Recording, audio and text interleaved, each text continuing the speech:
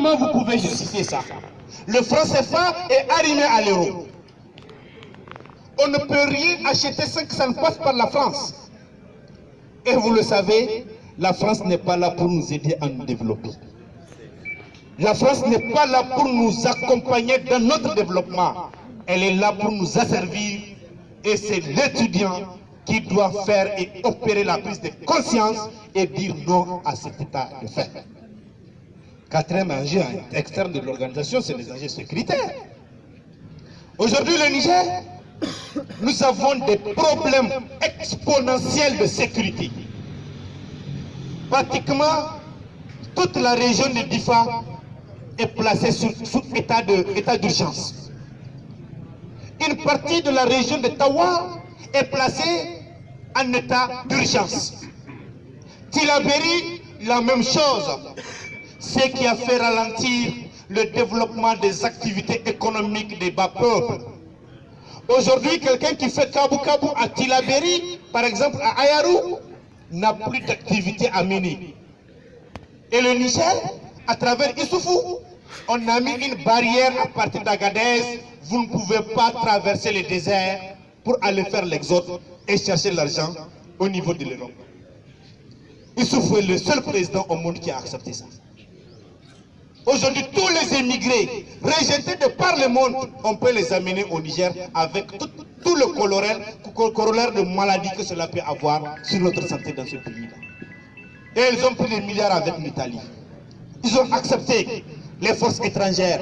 La présence des forces étrangères sur notre territoire est un enjeu qu'il faudra prendre en considération.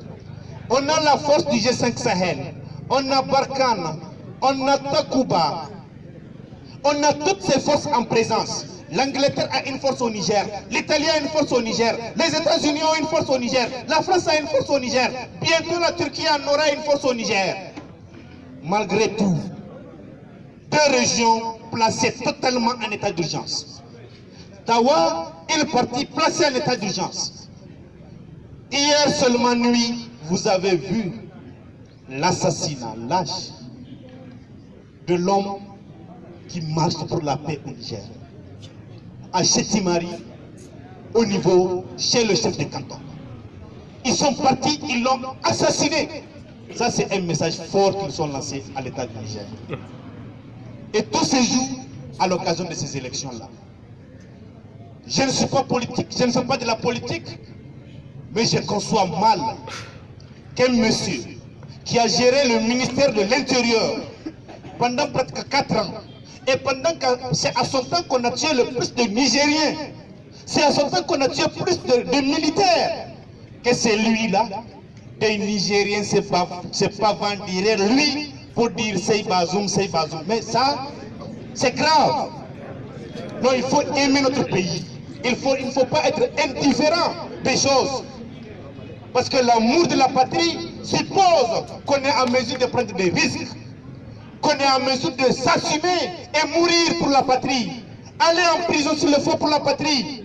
Mais le Nigérien aime se retrouver derrière sa femme, sa copine, ses petits cahiers, pendant que tout va mal dans le pays.